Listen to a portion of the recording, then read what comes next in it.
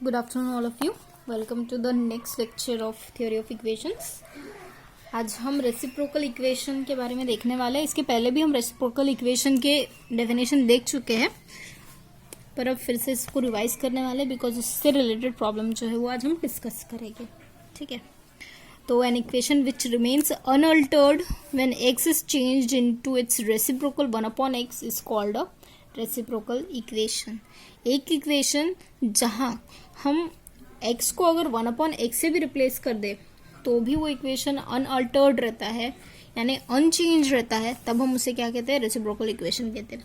Example जैसे suppose मैं ले रही हूँ x⁴ minus 4x cube plus 5x square minus 4x plus 1 equal to 0. ठीक है, अब इस इक्वेशन में अगर आप x को 1/x से रिप्लेस भी करोगे ना तो भी आप देखोगे कि ये इक्वेशन आपको दोबारा वही मिल जाता है. दैट मीन्स कि ये रेसिप्रोकल इक्वेशन है. और रेसिप्रोकल इक्वेशन पहचानने का तरीका ये भी है कि आप जो देखोगे टर्म्स x³ के और x के ये दोनों सेम रहते हैं, x² ये सेम रहता है, x और x1 ये इनके जो टर्म्स हैं आपको एक तरीके में मिलते हैं.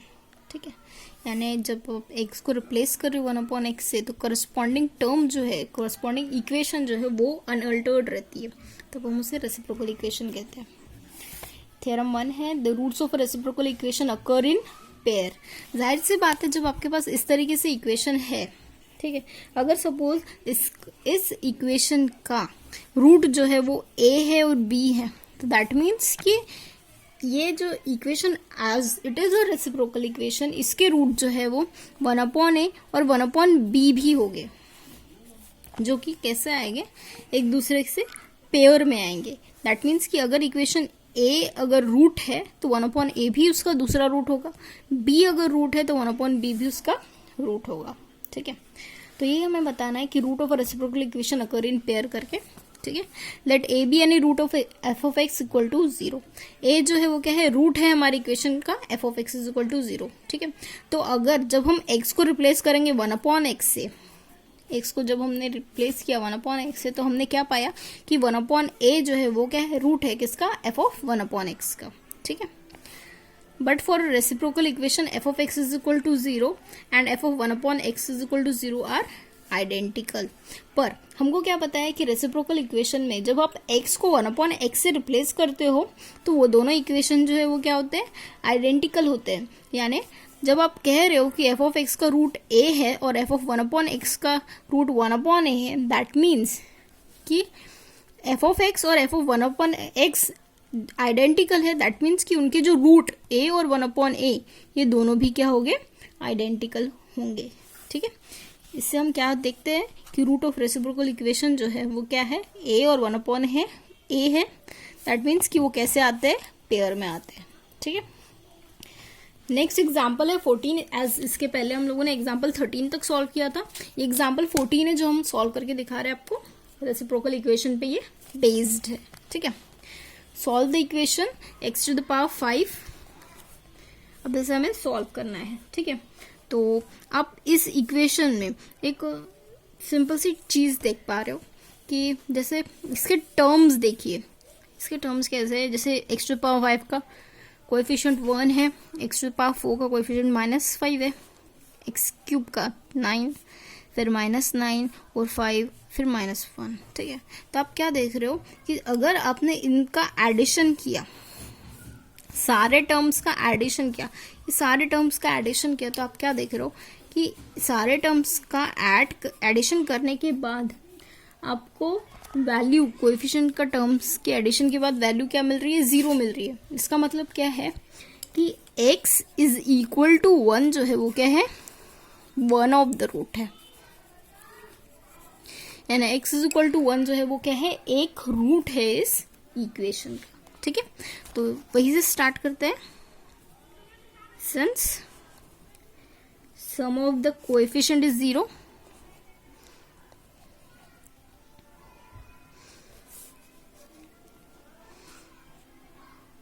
x is equal to 1 is the root of the equation.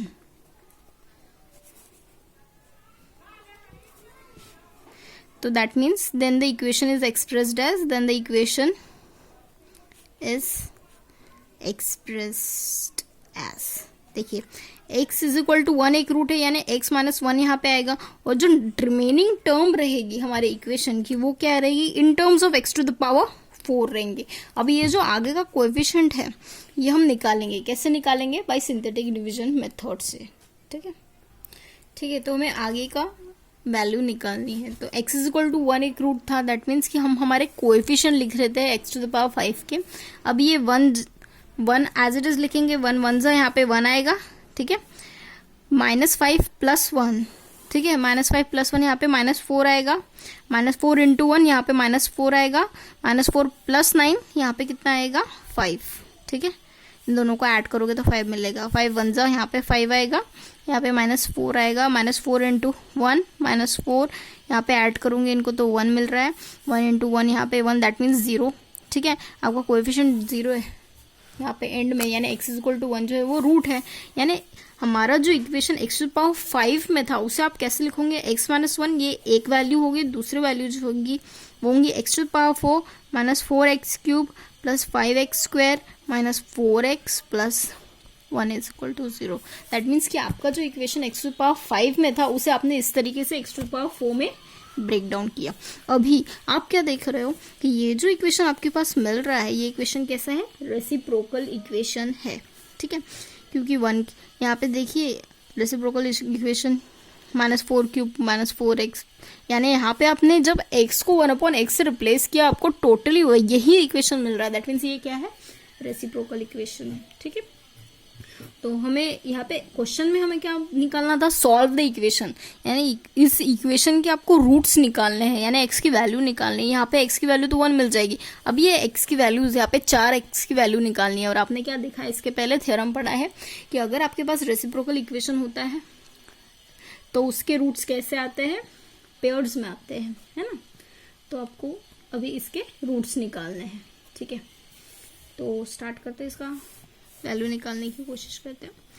सबसे पहले आप इसे लिखोगे x टू द पावर 4, यहाँ पे +1 लिखा, ठीक है, ये x टू द पावर 4 +1 लिखा, -4, ठीक है। आप ये टर्म और ये टर्म एक साथ लिख रहे हो, -4 लिखा। अब ये 4 वाली टर्म्स के पास आपके पास कौन सा है, 4 वाली टर्म्स आपके पास ये 2 है, ठीक है। -4 लिख के बाद में ये x³ प्लस x यहाँ पे आ रहा है प्लस 5x² आ रहा है इक्वल टू 0 आ रहा है, दैट मीन्स ये इस तरीके से आपका इक्वेशन बन रहा है, ठीक है। तो अब आप इसे क्या करोगे, x² से डिवाइड करोगे, dividing by x², that means ये क्या हो जाएगा, x² + 1/x² -4 x + 1/x, ठीक है, +5 इक्वल टू 0 हो गया, ठीक है। तो अब ये जो है x² + 1/x², इसे आप कैसे लिख सकते हो, आपको पता है कि आपके पास फॉर्मूला है x + 1/x the whole square क्या होता है, x² होता है, 1/x² होता है, +2 टाइम्स x × 1/x, यानी ये क्या होगा, x² + 1/x² +2। दैट मीन्स कि अगर आपके पास x² + 1/x² ये वाली टर्म आती है तो आप उसे कैसे लिख सकते हो, x + 1/x the whole square -2, इस तरीके से आप सब्स्टिट्यूट कर सकते हो। दैट मीन्स इसके जगह आप ये सब्स्टिट्यूट करोगे, ठीक है, यानी ये क्या हो जाएगा, x + 1/x the whole square -2 -4 x + 1/x +5 equal to 0, ठीक है। इसे आप एक ब्रैकेट में लिखो। तो अब आप नेक्स्ट सब्स्टिट्यूशन करोगे, x + 1/x = y, ठीक है। तो दैट मीन्स इक्वेशन कैसा हो जाएगा, क्वाड्रेटिक में हो जाएगा, y² -2 -4 y + 5 = 0, दैट मीन्स ये हो जाएगा y² -4y + 3 = 0। अब आपको इसके रूट्स निकालने हैं, इसके रूट्स बहुत ही ईजी हो जाएंगे, है ना। यहाँ पे 3 है, 3 1 ज़ा 3, ठीक है, पर -1 इन दोनों को ऐड करोगे तो ये होगा -4, ठीक है। यानी आपको यहाँ पे इनका प्रोडक्ट लाना पड़ता है, ठीक है। -3 इंटू -1 करोगे तो +3 हो जाएगा, -3 इंटू -1 करोगे तो +3 करोगे हो जाएगा, और इन दोनों का एडिशन करोगे तो -4 हो जाएगा। दैट मीन्स कि ये जो -3 और -1 है ये इसके रूट्स है, इस इक्वेशन के रूट्स है। दैट मीन्स ये होगा y -3 और y -1 इक्वल टू 0, ठीक है। कैसे किया, यहाँ पे ये 3 आता है ना, ये 3 को इससे मल्टीप्लाई करोगे, 3 1 ज़ा 3, ये 3 आएगा। यहाँ पे आप क्या लिखोगे, इसका प्रोडक्ट आपको देखना है, प्रोडक्ट जो है वो 3 आना चाहिए। तो प्रोडक्ट कैसे आएगा, 3 1 ज़ा 3 में आएगा, पर आपको यहाँ पे -4 चाहिए, इसलिए आप -3 -1 लोगे। अगर आप -3 -1 लोगे तो एडिशन -4 आता है, और -4 आपको यही चाहिए। यहाँ पे एडिशन में आपको -4 वाली टर्म चाहिए, इसलिए आपने -1 -3 लिया। दैट मीन्स y -3 और y -1 जो है वो क्या है, रूट है आपके इक्वेशन का। दैट मीन्स आपकी जो x की वैल्यू थी, x की वैल्यू क्या थी, x + 1/x जो है वो क्या है आपका, यहाँ पे एक और स्टेप आएगा, y का वैल्यू आता है 3 और 1। That means x + 1/x is equal to 3 and x + 1/x is equal to 1, ठीक है। तो आप इसको फिर से सिंप्लीफाई करोगे, क्वाड्रेटिक में चेंज करोगे। जब आप क्वाड्रेटिक में चेंज करोगे आपको मिल रहा है x² - 3x + 1 is equal to 0। फिर से आप क्वाड्रेटिक में x² - x + 1 is equal to 0, और फिर से इसको सिंप्लीफाई करोगे। यहाँ पे ये वैल्यू क्या आएंगी, -b + √, b² यानी 9 होगा, -4ac/2a। दैट मीन्स ये क्या हो गया, 3 + √, 9 - 4 ये 5 हो गया, अपॉन 2 आ गया, ठीक है। ये वैल्यू क्या होगी x की, -1 + -√1 -4 इंटू -1 सॉरी +1 इंटू 1, तो यानी ये हो गया 1 ± √, यहाँ पे आएगा -3 है ना, -3/2, ठीक है। तो ये -3 है, तो आप इसे कैसे लिख सकते हो, √3i लिख सकते हो, यानी ये 1 ± i √3/2, ठीक है। इस तरीके से आपको यहाँ पे 2 रूट्स मिल रही है, एक 3 ± √5/2 और एक 1 ± i √3/2। इस तरीके से आपको 4 रूट्स मिल रहे हैं, ठीक है। तो आप क्या कहोगे, हेंस द रूट्स, तो हमारे पास क्या आए थे रूट्स, आर, कौन से रूट आए, एक पहले 1 आया, फिर दूसरा रूट क्या है 1 ± i √3/2 आया है, फिर बाद में उसके बाद में रूट क्या आया 3 ± √5/2। ये 5 रूट आए हैं हमारे इक्वेशन के, ठीक है।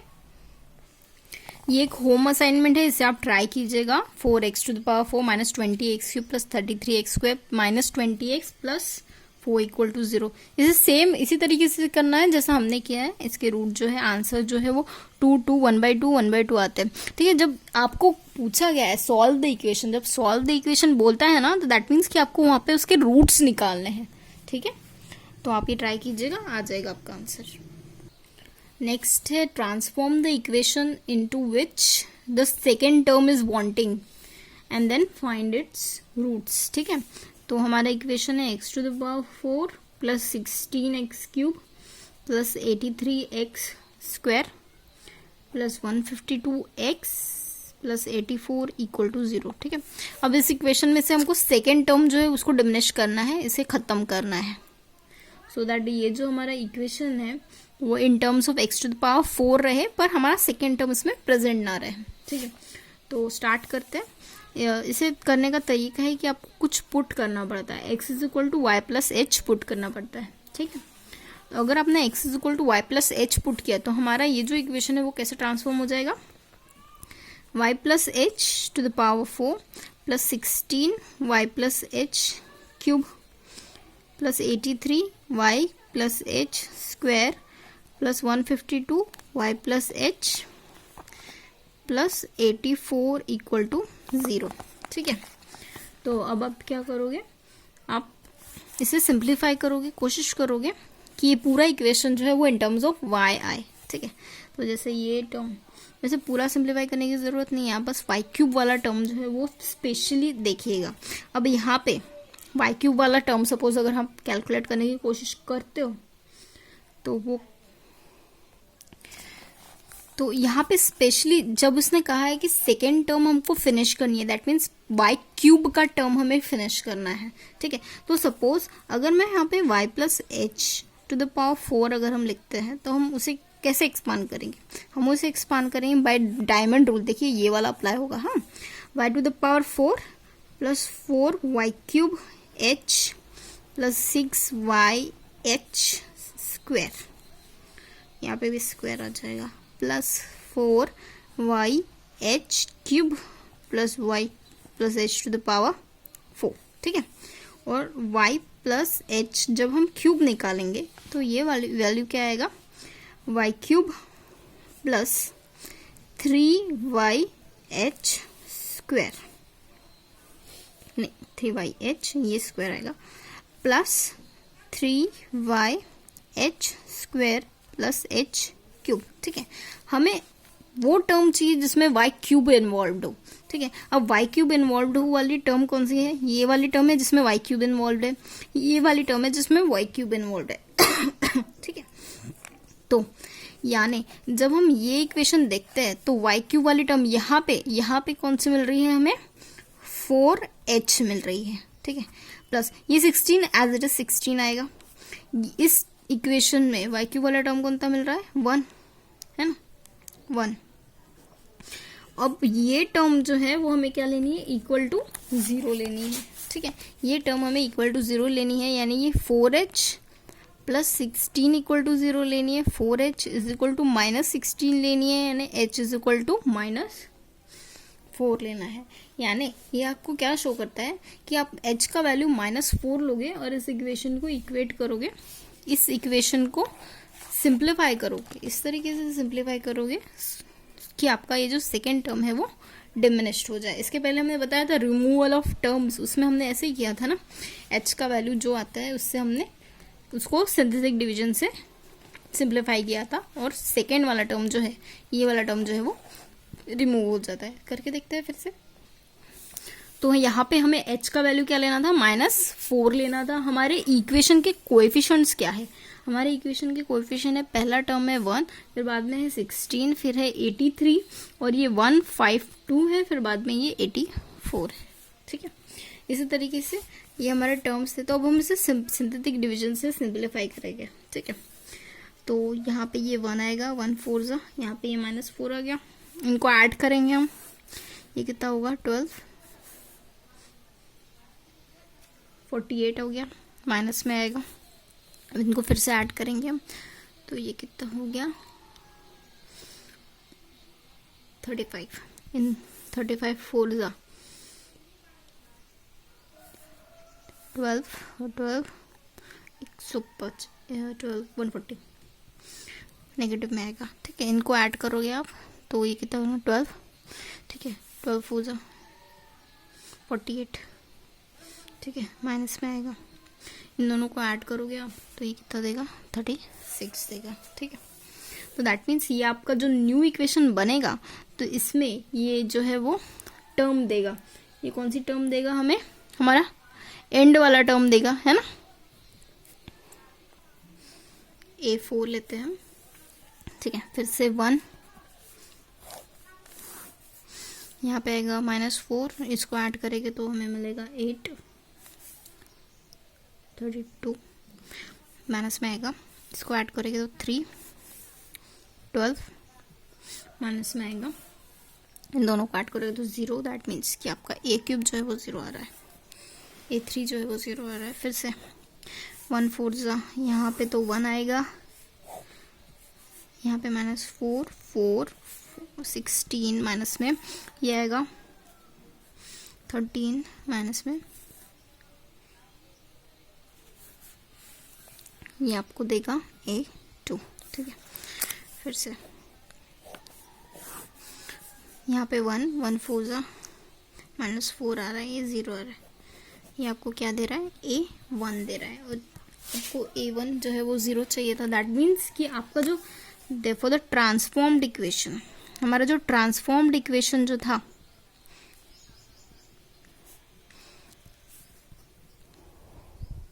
हमारा जो ट्रांसफॉर्म इक्वेशन जो था वो कैसे बन जाएगा, y⁴, ठीक है, y⁴ प्लस 0 y³ आएगा, है ना, 0 y³ आएगा, -13y² आएगा, प्लस 0y आएगा, प्लस 36 आएगा, इक्वल टू 0। दैट मीन्स कि हमारा जो ट्रांसफॉर्म्ड इक्वेशन है वो होगा y⁴ -13y² plus 36 is equal to 0। अब ये हमारा इक्वेशन है जिसमें हमारा जो सेकेंड टर्म जो है वो क्या है, वांटिंग है, यानी ये मिसिंग है, ठीक है। अब हमें इसे सॉल्व करना है, क्योंकि सॉल्व द इक्वेशन बोला है, इसलिए हम इसे सॉल्व करेंगे सो दैट हमारा जो इक्वेशन है उसके रूट्स हमें पता चल जाए, ठीक है। तो इसे सॉल्व करने का बहुत ईजी तरीका है कि आप y² की जगह m पुट कर दो, तो ये क्या होगा, m² -13m plus 36 is equal to 0। तब ये 36 आपको लाना है, हाँ, 36 इंटू 1 36। अब इसके रूट्स निकालने हैं आपको, है ना, तो आपको -13 चाहिए। जब आप इन रूट्स को ऐड करोगे ना तो आपको -13 मिलना चाहिए, ठीक है। तो आपको ऐसे रूट्स निकालने पड़ेंगे। 9 4 जा 36 होता है ना, 9 4 जा 36, पर आपको -13 चाहिए, तो यानी -9 -4 करोगे तो आपको -13 मिल जाएगा, और -9 इंटू -4 करोगे तो आपको 36 मिल जाएगा। दैट मीन्स कि यहाँ पे रूट जो है वो आपको क्या मिल रहा है ना, m-9 और m-4 equal to 0। That means कि आपको रूट्स कौन से मिल रहे हैं, y² -9 इक्वल टू 0 और y² -4 equal to 0। That means y² is equal to 4 है और y² इज इक्वल टू 9 है, ठीक है। दैट मीन्स कि y का वैल्यू यहाँ पे क्या मिल रहा है आपको, +-3 मिल रहा है, और y का वैल्यू यहाँ पे क्या मिल रहा है, +-2 मिल रहा है, ठीक है। तो ना यानी आपको वैल्यू क्या मिल रही है, x की वैल्यू क्या मिल रही है, x की वैल्यू क्या थी आपके पास, y+h थी, है ना, x का वैल्यू y+h था। तो आप यहाँ पे करस्पॉन्डिंग वैल्यूज पुट करोगे, y का +3 और -3 जब आपने पुट किया, y का वैल्यू +3 और y का वैल्यू -3, जब आप y का वैल्यू +3 पुट कर रहे हो तो h का वैल्यू तो -4 है, तो यानी ये वैल्यू कितनी होगी, -1 होगी। 3 y का वैल्यू -3 लेना है, h का वैल्यू तो -4 ही है, दैट मीन्स ये वैल्यू कितनी होगी, -7 होगी, ठीक है। नेक्स्ट आप, हाँ, y का वैल्यू क्या ले रहे हो, +2 ले रहे हो, और y का वैल्यू -2 ले रहे हो, तो करस्पॉन्डिंगली x का वैल्यू आपको क्या मिलेगा, -4, दैट मीन्स ये होगा -2 और ये होगा -6। तो यानी आपको x का वैल्यू क्या क्या मिल रहा है, आपको मिल रहा है -1, -2, -6 और -7। ये 4 वैल्यूज आपको मिली है, ठीक है। ये 4 वैल्यूज आपको मिली है, और ये चारों के चारों जो है वो क्या है, रूट है आपके इक्वेशन की, ठीक है। तो इसी तरीके से उसका सोल्यूशन निकलता है। ये आपको सॉल्व करके देखना है, होम असाइनमेंट।